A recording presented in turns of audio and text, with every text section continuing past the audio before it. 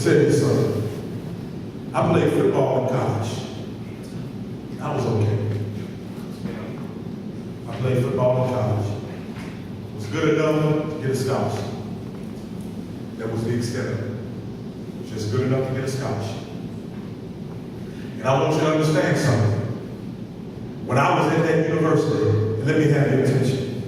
When I was at that university, being on the team paid tremendous dividends. Let me explain.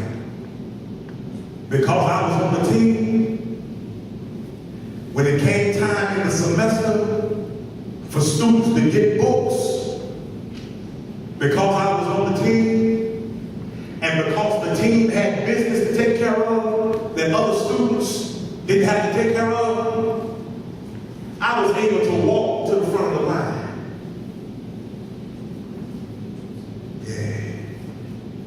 Because I was on the team. We didn't have to stand in the line with the rest of the students. But because we was on the team, they had a special placard on the wall that said, "Football players, your line is here." And we bypassed the rest of the student body. And sometimes those lines were literally a mile long. We bypassed the rest of the student body. Look at your neighbor and say, why? Because we were on the team. Look at your neighbor and say, you need to get on the team. Look at your neighbor and say, you need to get on the team. Look at your neighbor and say, you need to get on the team. Look at your neighbor and say, you need to get on the team. Let me tell you something else that happened because I was on the team. When I was on the team, when we would go to the dining hall, they had a place for the regular student body to eat, and they had a place for the football players to eat. And because we made substantial money for the university, millions of dollars, we didn't eat the same thing that the rest of the student body ate because we was on the team. While they were eating Cheerios, honeycombs, a little bit of this and a little bit of that, we had steaks, we had baked chicken, we had lasagnas, we had spaghetti, we had fruits, we had vegetables, we had juices, and we had waters, and we had all of those things that were conducive to training and being an athlete. Look at your neighbor and say, it was because he was on the team. He was on the team. Because he was on the team. And let me tell y'all something. Because I was on the team, and some of y'all have been on teams before. Because I was on the team, it gave me a swag. You know? Because I was on the team, some of the brothers on the team, not everybody. But because I was on the team, I kind of walked like George Jefferson at times. You know how you do when you get clean? You know, you go to looking down at your shoes, and, you know, you start walking pigeon-toed because, you know, you clean it. It gave me a little bit more respect, I believe, because I was on the team. And in class, even with my professors, when assignments were due, when things had to be turned in, sometimes the professors, when we had games out of town, knowing that we had a rigorous schedule, sometimes the professor gave us different due dates. Look at your neighbor and say, it was because he was on the team. Look at your neighbor and say, it was because he was on the team. Listen, look at verse number 9. Look at verse number 9 from Philippians chapter 3.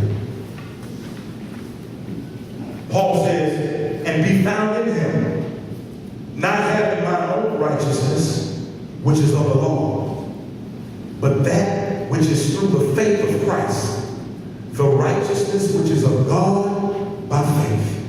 Do you see that? What Paul is saying when we talk about winning Christ, this is what you need to understand.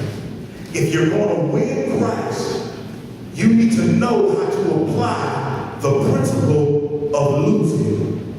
Everybody say losing. Everybody say losing. Everybody say losing.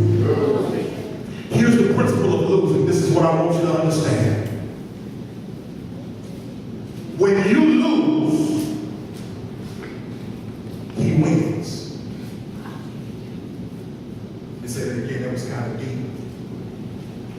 When you lose, he wins.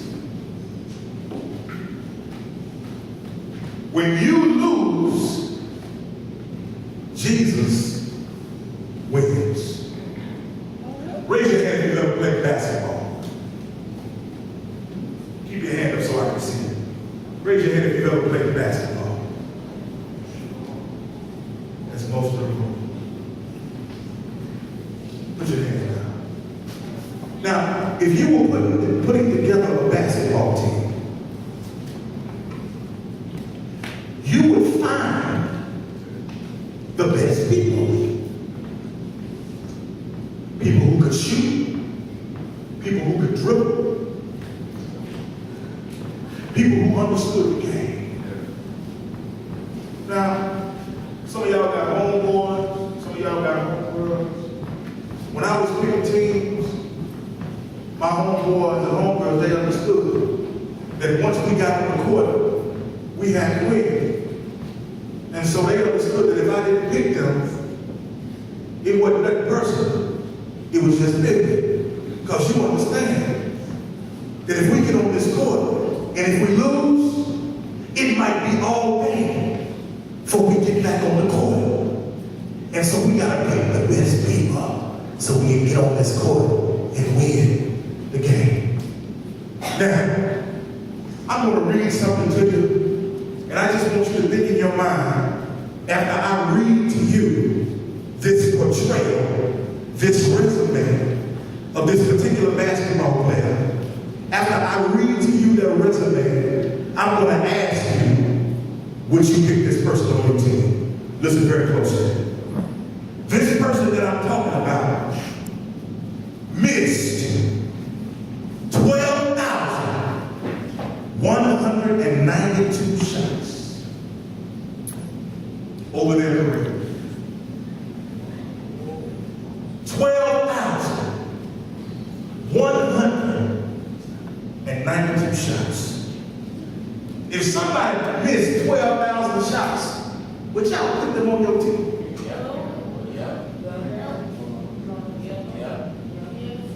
If somebody was breaking that much, y'all wouldn't put them on your team. Listen to this. Not only did they miss over 12,000 shots, but they had 2,924 turnovers. You do know what a turnover is. A turnover is when you further the rock and you pass the ball and somebody intercepted, somebody steal it. That's a turnover. This person had almost 3,000 turnovers. And if you would pick somebody who missed 12,000 shots and turn the ball over 3,000 times, I would want to be on your team. Because if somebody is bringing that much, if somebody's turning the ball over that, if somebody's turning the ball over that much, in my first thought, I'm going to put them on the bench. Let me tell you something else about this person. Listen, not only did they miss over 12,000 shots, not only did they turn the ball over 3,000 times, but they lost over 300 games. They lost over 300 games. Don't want to play ball with nobody that's lost over 300 games. Listen, in 26 occasions, 26 times, when they came to the sideline, when the game was on the line, 26 times, he was given the green light to shoot the last shot. And out of those 26 times that he was given the green light to shoot the ball, he missed.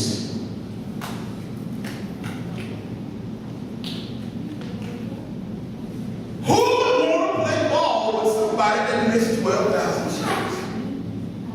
Who would want to play ball with somebody that turned the ball over 3,000 times? Who would want to play ball with somebody that has lost 300 games? Who would want to play ball with somebody who missed the game-winning shot 26 times? Well, those stats don't seem so bad when you understand that the person who missed the 12,000 shots and the person who turned the ball over 300 times and the person who missed the game-winning shot 26 times is none other than Michael Jordan himself. You got to understand, church folk, that losing ain't losing.